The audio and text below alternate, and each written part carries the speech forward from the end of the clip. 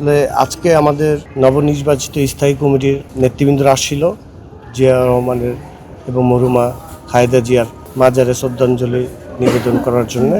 তো সেক্ষেত্রে আসার পরে দেখলাম প্রোগ্রামে অনেক ময়লা আবর্জনা জমা হয়ে গেছে, পানির বোতল, গোলাপ ফুল এবং বাদামের খোসা, চিপসের প্যাকেট।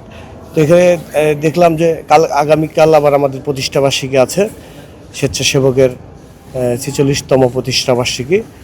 তো সেক্ষেত্রে আমার চিন্তা হলো, যেহেতু আমাদের প্রতিষ্ঠাবার্ষিকী, আমি স্বেচ্ছাসেবকের একজন কর্মী হিসাবে আমি এখানে এসেছি এবং দেখলাম যে এটা ক্লিন করলে, যেহেতু প্রতিষ্ঠাবার্ষিকী আমরা কালকে আসবো, যে দেখতে সুন্দর লাগবে, সেই ধারাবাহিকতাভাবে আমি এই মাজারটা ক্লিন করলাম। এবং মরহুমা, আমরা যখনই মাজারে আসি, আমাদের নেতা শহীদ প্রেসিডেন্ট জিয়াউর রহমান, আমাদের মা গণতন্ত্রের প্রবক্তা মরহুমা বেগম খালেদা জিয়া, ওনার অনেক স্মৃতি আমাদের সঙ্গে জড়িয়ে আছে। তো ওনার যখন দীর্ঘদিন হাজিরা দিতে গিয়েছিল, তখন ওনার গাড়ির পিছনে পিছনে দীর্ঘদিন দৌড়াই, এখন রাস্তায় হাঁটি আর ঘুরি, কিন্তু ওই দৌড়টা এখনও মিস করি। আমার মাকে আমি খুঁজে বেড়াই, মাকে পাই না। তো আসার পরে এখানে একটু যখনই আসি আমার মায়ের জন্য দোয়া করে যাই। তো এখান থেকে দোয়া করে যে বের হয়ে যাচ্ছি।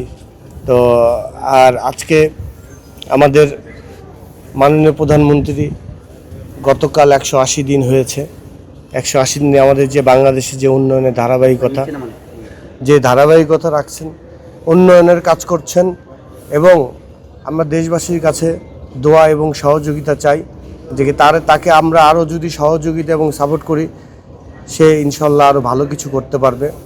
আমাদের নির্বাচনী যতগুলো ইশতেহার ছিল, সবগুলো ইশতেহারই বাস্তবায়ন করার পথে।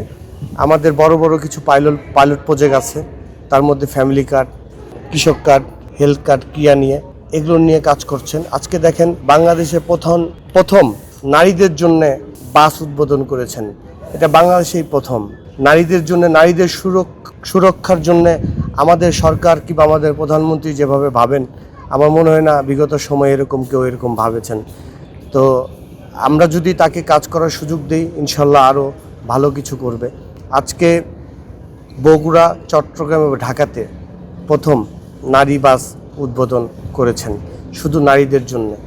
আজকে দেখেন, বাসে, মেট্রো রেলে যখন আমরা যাতায়াত করি, একটা নারী সে তখন কর্ম করতে বের হয়, কেউ হয় সেই নারী কারো মা, কারো বোন, হয়তোবা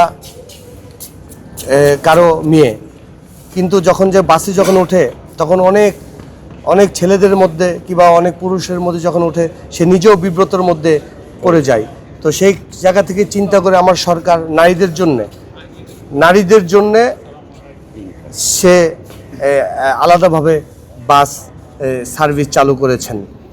তো আজকে এটা উদ্বোধন করেছেন এবং আশা করি নারীরা সুরক্ষিতভাবে সে বাসা থেকে বের হবে এবং বাসে যাবে, এবং এর জন্য কোনো বিব্রতর মধ্যেও আর পড়তে হবে না, ইনশাল্লাহ।